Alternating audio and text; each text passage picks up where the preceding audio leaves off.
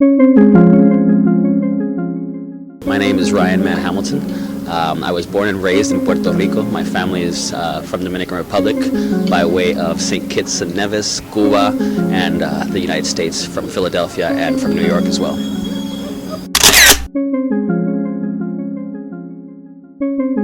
How do you identify? Depending on the context, I would sometimes identify as Puerto Rican, sometimes I identify by my regional identity, which is Samana, and but I guess in all totality, I always consider myself black. Black? Black.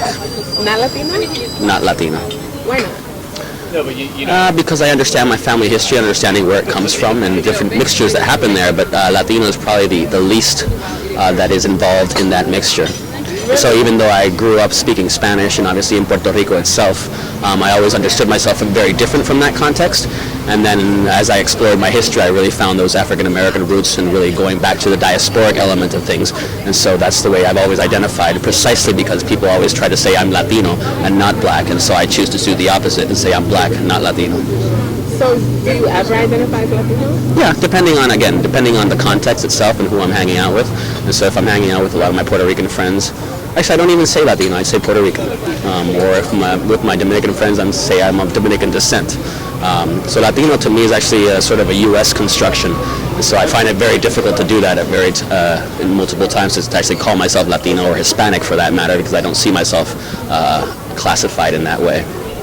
So then do you see anyone classified in that manner? Yeah, I say actually most of my friends would consider themselves Latino and proud of it, but they're also more white than I am. They don't reflect nor think about their African heritage and such, and so I think to them that is a proper definition of what they are, but for me that's the vision of what Latino is does not comprise and does not involve or embrace my African diasporic roots, and so I choose not to talk about it, I guess, in that regard. The reason I don't see myself as Latino is precisely because of the definitions and the very strict boundaries that are sort of around Latinidad in itself. And so, for example, if you turn on the TV, if you look at a newspaper, if you look at any type of magazine that talks about Latinidad, it is never an image of myself, it is never an image of my family. It's always a whiter version of a very Hispanicized European sort of version of things, and hence I find difficulties in that, because I do not want to leave behind what's important to me, which is that blackness. And so actually I have two parts, I guess, both my last names. One of my last names is Hamilton, the other one is Vanderhorst. The other one is actually Copeland, which in Dominican Republic is actually spelled Coplin. And so there's two different migrations, one in 1824 from Philadelphia that went down to what is now Samana. That's the Hamilton side, and the Vanderhorst side. Actually, so the Hamilton side and the Copeland side basically made that initial migration to what was at that point the Haitian Republic. So they went down as free black folk from Philadelphia, from different points in the United States, eastern seaboard of the United States, to what is now Dominican Republic, but what at that point was Haiti. So that's one of those migrations.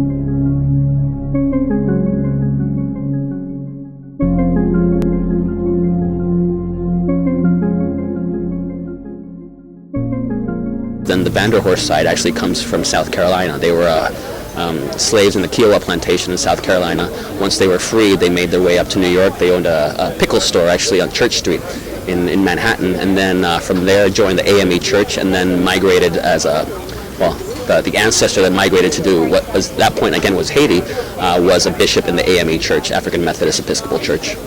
So you seem to know a lot about your family history. How did you come across all of that information? It started with a simple question of why is my last name Hamilton? When I grew up in Puerto Rico, for example, and my mom is from Dominican Republic, rather than Rodriguez or Gutierrez or any of these common Hispanic, Spanish, Latino last names. And so at first no one could really answer that, and so I kept asking. I asked my aunts, I asked my grandmother, I asked here and there, and sort of started piecing together the story itself. And then once I had a little bit of the story, I found some folks who had written about it in some very peripheral ways, I guess, in initial ways, and then just started going off from there. And so that actually led me into my academic life, because this is not something that I ever imagined I was going to do. And so I went into the anthropology doctoral program precisely because I wanted to find out a lot more about my history, but also wanted to be able to analyze it in a more full context. So trying to find your roots essentially has become a lifelong, or your life's work? I would say so. I've been doing it since I was 17, and I'm 34 at this point. So it's way beyond my academic realm or my activist realm. It's what's inspired a lot of the work that I do now in Samana, in the Caribbean, and around the world as well, and thinking about the African diaspora precisely because I think that most people don't encounter their histories. They don't know those histories, and it's very difficult for them to find them. And so I think I've been lucky in being able to find documentation that pertains to my own history, but even beyond that, being able to share it, being able to talk about it, write about it, and even then, it's actually paid for my studies. So my master's and my PhD have both been paid for with this project. And I hope that I can continue doing that work in that community as well, and just talking about those stories across the globe. In Samana, I have a cultural historical center project that we're doing to try to reclaim some of the history of the community itself, precisely because it's been erased by the state, the Dominican state, by the educational institutions and such. And so really what we're trying to do is sort of reinsert that history back into the community, reinsert it back into the youth so that they can understand that not only are they black, but beyond being Dominican as well, thinking about the diaspora itself and how important those movements are, how important even language and culture are. And I think to me that's something that's necessary for the youth themselves, to see themselves as something important, to see themselves as part of the development of the space of Samana in this case, but also as part of the development of nations and history in itself. Growing up in Puerto Rico, blackness is always sort of relegated to the margins and such, and so I grew up in a very white community, or whiter Latino community, I guess, in that regard. Because of my parents' divorce, I was sent to a private school as part of their divorce agreement, and so I was amongst very privileged folk in Puerto Rico. And so in my class, for example, or even in my school, there was maybe 3 or 4 black folk, including myself. And so within that, I always felt very different. I always felt excluded in some ways and forms. And so I reached out and looked around to see what I could find that would actually that I could identify with, and reggae was one of those things. And so I just remember listening to reggae, listening to the sound, to the beat, to the history and the lyrics themselves, and just very much engaging in that in a very different way than, for example, a lot of my counterparts in Puerto Rico, who were also reggae heads, I guess you want to call them, folks who were very much invested in reggae, but they also had a very different perspective precisely because of their skin color. And so, for example, when Peter Tosh was talking about, no matter where you come from, as long as you're a black man, you're an African, they could not identify with those things. I could, in a very different way. And so for me, reggae was that root, something that I could sort of grasp onto, something that I could look at, listen to, and that's something that was involved in my day-to-day life as well. That reminded me and always brought me back to, again, that African diasporic sort of element, those roots, and thinking of myself, again, always as a black man. Did you always know that you were black? No, not at all. No, I think that's something that you grasp, you find, you engage with it in different ways. And so I think that initially I always understood that I was mixed, obviously, mixed race, because my father is white. But I embrace blackness in a very different way. In fact, I've tried to have those conversations with my father in regards to my mixed race nature, I guess, in that regard. And he always tries to point out that you are mixed. I said, yes, but that's not how people see me on an everyday basis. And I'm not seen as a white person. I'm seen as someone perhaps who is mixed or trigueño in different ways. I mean, people have different ways of talking about me or about my skin color or whichever, but I understand that obviously the root of that is blackness. And so I go back to that proudly. Who instilled that in you? Was it your mother?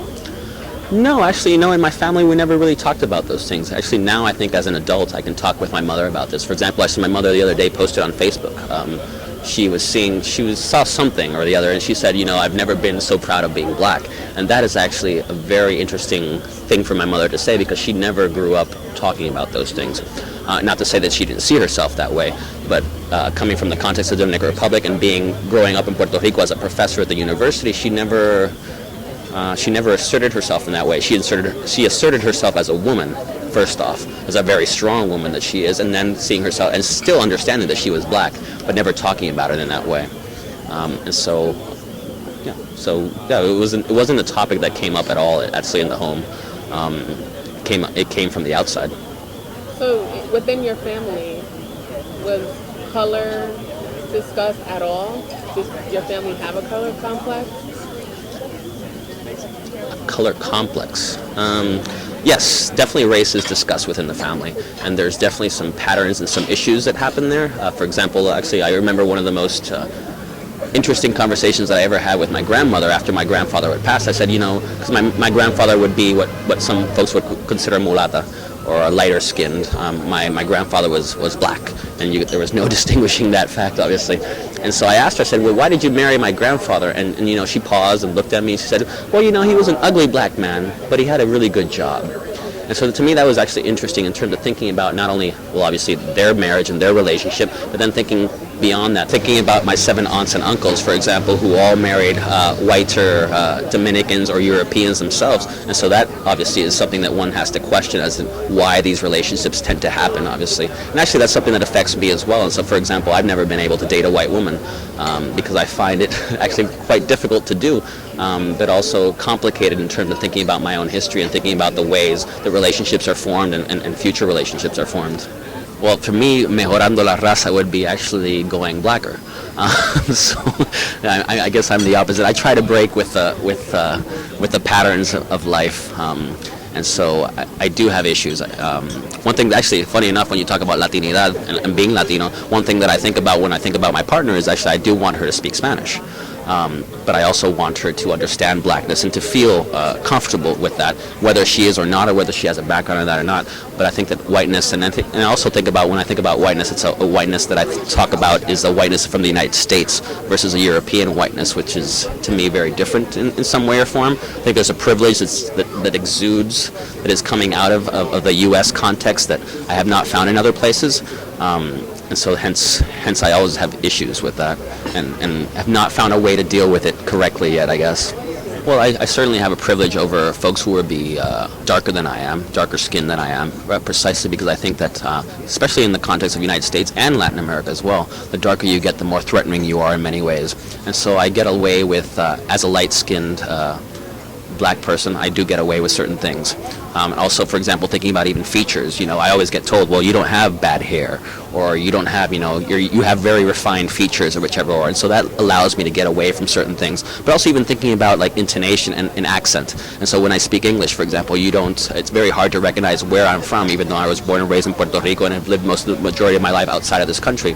My English would be considered perhaps a white English, if you want to call it that. And so I think I confuse people in many ways, which is actually a beautiful thing for me. I like confusing people precisely because of that. So when I say my name is Ryan Mann Hamilton, people just assume that I'm African American and such. I say, no, it's much more complicated than that. And likewise, when I talk about people about being Puerto Riqueño, they say, well, no, that's not your name. And I say, well, yes, but then you don't understand the history of migration to the Caribbean. So in every way possible, I always try to give the most complicated response, precisely because I want to get away from these static visions of what a person is, what an Afro-Latino is, what a black person is, what a Latino is, precisely because of these strict boundaries that we have that don't allow us to see difference within it.